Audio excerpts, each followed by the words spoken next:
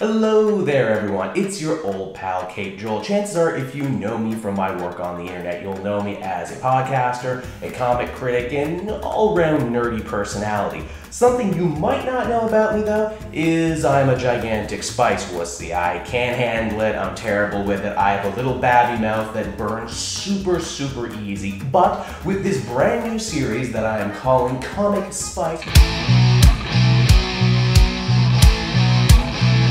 to overcome this endeavor with my love of comics, of course. The rules of the show are simple. I'm a big fan of stuff like Hot Ones and Hot Pepper Gaming, and I really wanted to try and do something with that concept, but for comic books. So every episode, I will take a comic series, I will attempt to summarize and review it for you, the viewer, while also hurting myself with hot sauce. In this case, for the very first episode, we're going to be taking a look at Deadpool vs. the Punisher. This was a Marvel miniseries that wrapped up just recently from Fred Volante, I think I'm pronouncing that right. He's a guy who you might know from his work with Hercules and the Hulk, so I thought this would be a really good one to look at first. And the first hot sauce we have is Fiery Apocalypse, extra hot, from the Aztec line of hot sauces. Truth be told, I had researched a bunch of American hot sauces I wanted to use for the show, and then I found out quite tragically, being a Canadian, attempting to import these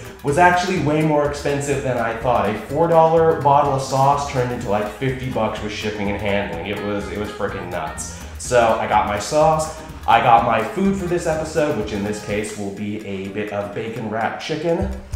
In case I totally wuss out, I got water I'm gonna reach for, and if I really get in trouble, and truth is this series might not make it past pilot, I also have a creamsicle, or a wussicle as we'll call in this case if I need to reach for it. So let's dress up the plate, and we'll get started. So yeah, Deadpool vs. Punisher, part of the big Deadpool vs. line of miniseries, mostly written by Colin Bunn, so it's interesting this new one had a different writer. Alright, so we got Fiery Apocalypse, that smells like straight up Tabasco. That does not bode well for me, so let's get that on the plate so you see I'm not messing around. Oh, it comes out nice and quick. That is a watery sauce of orange death. So, alright, got our sauce on our plate. Let's cut on into this before we get started. Moving the camera thing as I cut, because I'm a big, strong YouTuber, and that's what we do. Alright, coated on both sides so you see I'm not messing around. And instantly, yep. Yeah, that's hot. I feel it now.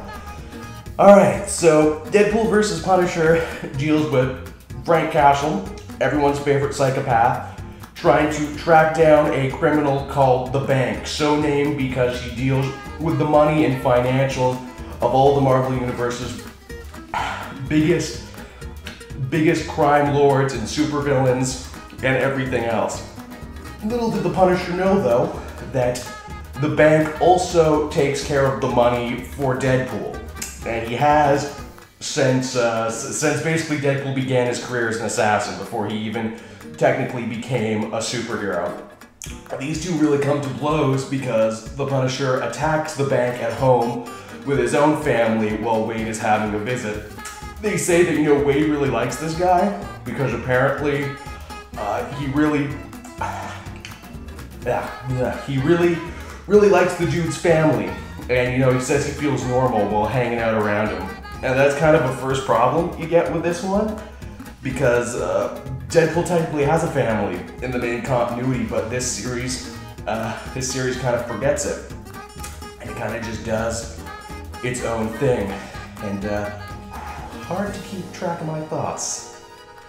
So yeah, the Punisher and Deadpool, they fight, and it's during the fight at this rich dude's house, his kid and his wife end up running away, and there's a big boat explosion, and everyone assumes that the Punisher did it, even though he actually didn't do it. The wife was actively trying to escape the husband, who, she wasn't really feeling and was trying to make a better life for them and the kid. But it's not just that she left and apparently she also stole his files, including all the people, all the supervillains that he worked with. And so because of that, the bank hires Deadpool to go after the Punisher, while the Punisher is going after the lady at the same time. And they come to blows. Deadpool, of course, has it over Frank because he has a healing factor, but the Punisher is so well trained, what he essentially does is just shoots Deadpool in the head every time, causing him to forget what is actually happening and thinking his life is episodes of the Golden Girls. That's not a joke, that actually really happens in the story, and that's pretty cool that they do that. This is actually a pretty funny team-up. I would say another thing about it is that this is like a quippier version of the Punisher than I've ever seen in just about anything. He actually keeps up with Deadpool shot for shot, but also joke for joke. Oh, it's just getting hotter and hotter, isn't it? I think I earned this.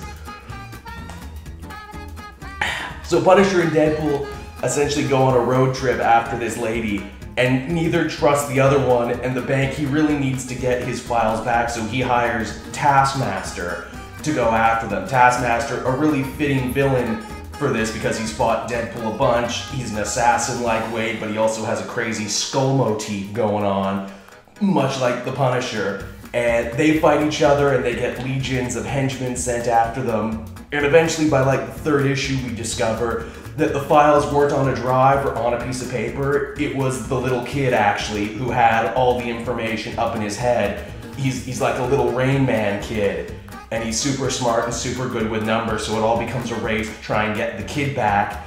And Punisher and Deadpool kind of come to this, like, you know, moral crossroads where is it right to like kill this dude's dad even though he's clearly a bad guy and send him back to what is arguably a really abusive situation? Can they do that even though we know full well that both these characters come from places of real tragedy and they lost their own families? Do they want to do to this kid what's been done to them? And that's really what the story breaks down to. I think by and large Deadpool, who got top billing in this book, it's much more of a Deadpool book. By the end, Frank becomes much more villainous, and in fact they actually leave him very broken and beaten up at the end of the comic. This is definitely a very anti-heroic take on the Punisher, although it's not like that it's way too depressing or anything, because they cut through it really well, because they make a big Martha joke. That's like the big like centerpiece joke when Deadpool and Punisher are fighting each other. That's, hey, is your mom Martha? No? Well, fuck you then. So yeah, that was Deadpool versus Punisher. It's pretty good, I would say. It's alright. It's not my favorite Deadpool story, it's not my favorite Punisher story, but it was enjoyable for what it was. It was a good diversion. I would overall, I'd give the story 3 fireballs out of a potential 5. And I'd give this sauce a 4 fireballs out of a potential 5. So that's the first episode of Comic Spice, everyone. I hope you liked it. I hope my sweating didn't turn you off right away, but there it is. If you like it, in the comment section down below, tell me what other miniseries you'd like me to cover, and tell me what other hot sauce you'd like me to eat. Also, if you like my Deadpool shirt, you can get one at T-Blocks. I've got links and stuff down in the description. Get the camera off me. See you next time.